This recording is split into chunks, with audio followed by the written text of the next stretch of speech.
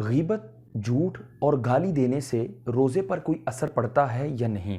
تو اس میں عرض یہ ہے کہ غیبت، جھوٹ اور گالی اگرچہ بہت بڑے گناہ ہیں کہ اللہ تبارک و تعالیٰ غیبت کے حوالے سے قرآن پاک میں ارشاد فرماتا ہے لا یغتب بعدکم بعدا ایحب احدکم ان یأکل لحم اخیہ میتا فکرہتموہ، ایک دوسرے کی غیبت نہ کرو۔ کیا تم پسند کرتے ہو کہ اپنے مردہ بھائی کا گوشت کھاؤ؟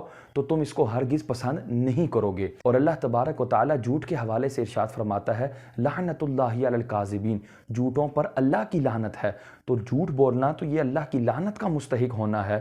اور گالی دینے کے حوالے سے حضرت عبداللہ بن مسعود رضی اللہ تعالیٰ عنہ آقا دو عالم سے روایت کرتے ہیں کہ سباب المسلم فسوق، کہ مسلمان کو گالی دینا یہ فسق ہے، اس میں اس کی دل آزاری بھی ہے اور کئی گناہوں کا مجموعہ ہے۔ تو یہ اگرچہ بہت بڑے گناہ ہیں لیکن ان سے روزہ ٹوٹے گا نہیں، اگرچہ روزے کی روحانیت زائل ہو جائے گی۔ تو ہمیں چاہیے کہ رمضان ہو یا غیر رمضان ہو، ہمیں اللہ ان گناہوں سے اور دیگر گناہوں سے بچنے کی توفیق عطا فرمائے۔